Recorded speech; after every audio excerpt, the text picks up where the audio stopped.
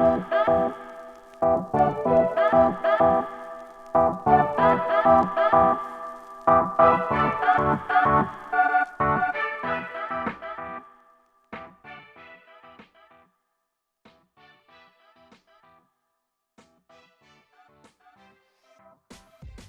got into franchising accidentally, I think, is the best way to describe it. I was originally from Pennsylvania. I went to college in Baltimore, Maryland, and I ended up in the education company. I was a special education teacher for students with severe autism for 7 years in Baltimore. And I knew that I wanted to do something else, but I met the CEO at Celebree School kind of, again, accidentally through a friend of a friend. And I ended up getting hired as the director of events at Celebree. And so I was a little bit on the franchise side of the business in terms of doing trade shows and any sort of events for the franchisees that we were bringing in. I was hired in 2018 and we started franchising in 2019. So it was really cool to be a part of this whole rebrand in the marketing department. We actually changed our entire brand, our name, kind of everything about the look of our company. So as somebody who was brand new to marketing and franchising, I had the best of both worlds to be part of this fantastic new brand going through the beginning of franchising. And then COVID actually transitioned me kind of a little more out of the event space for the company, because here we are with no events while I sit in Vegas at the multi-unit franchise conference. But COVID transferred me into the franchise team full time, and now I am solely in franchise development marketing.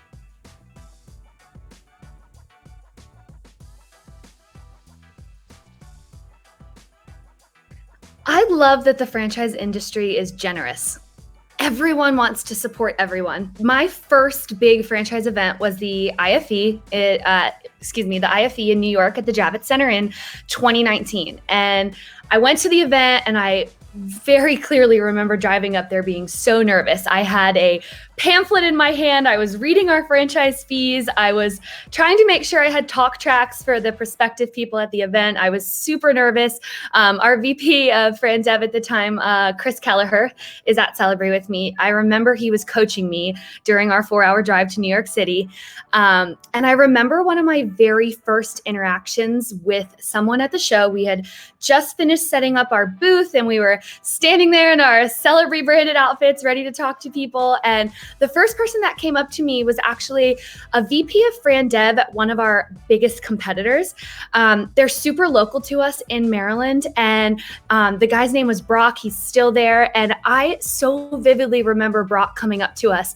And my initial reaction was, oh my gosh, this guy is spying on us. He wants to know what our company's doing, and we don't get along with them. Like, I was so certain that that's how things worked, because humans are naturally competitive. So I kind of was quiet for a while, but I remember he introduced himself to me and our conversation was all around, what states are you guys franchising in? And do you have your FDD done in New York yet? And he was so helpful and generous. And it was incredible to me to see this guy who I thought was someone that we were like head over head with in the same industry. But really, he was there to support, and he knew we were local. And still today, he'll message me on LinkedIn and say, I saw you bought a new house, and we live local to each other. And it's this really neat connection with someone that I never anticipated would have happened. And that's franchising. It's the connections in the industry and the opportunities that they bring. They're fantastic. And there's nothing better than it. And I don't think you can replicate it in many other aspects of somebody's life. So to have those connections with people that kind of change you from the beginning, I hope one day I can do that to somebody at a show and give that same support to another brand, because I'll never forget it. And I'm appreciative for that moment that I met him. And I know those connections live online and in person kind of forever.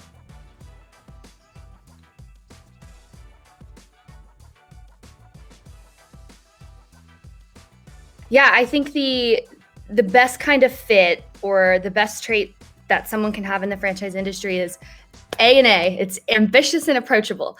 I think that the best mentors in my life share those same traits.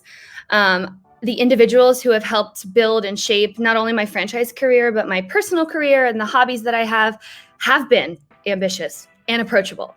And I hope that if I can continue to be ambitious and energetic and all the things that kind of make up who I am, I hope that that's what'll take me to the goals that I've set for myself professionally and personally. And I know that if I'm approachable, then I can hopefully pass those same traits onto someone younger than I am and help others' franchise journeys, because that's what it's done for me.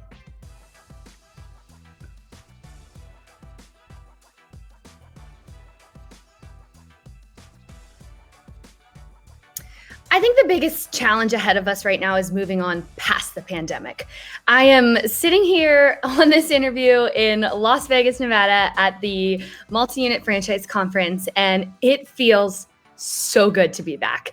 We are back in rooms with franchisees and suppliers and franchisors, and there is learning happening and presentations and keynotes that are just absolutely incredible, because this is really the first time that things have felt normal, at least for me in the franchise industry. And we all know that COVID is not gone. And it's something the entire franchise industry is dealing with now. And it's something we'll continue to deal with in our future. And we know it's ahead of us.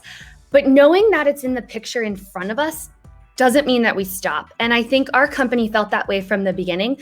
We're a preschool company. We never closed our schools. We never stopped strategy. We kept moving forward. And I think that mindset of moving on past the pandemic is what is still challenging.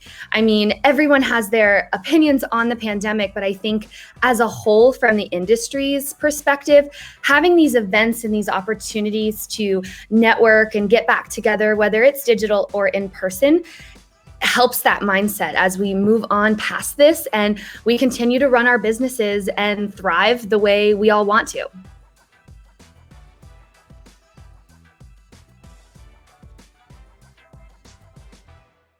I think when I went into marketing and the franchise industry, I had been a teacher for 7 years.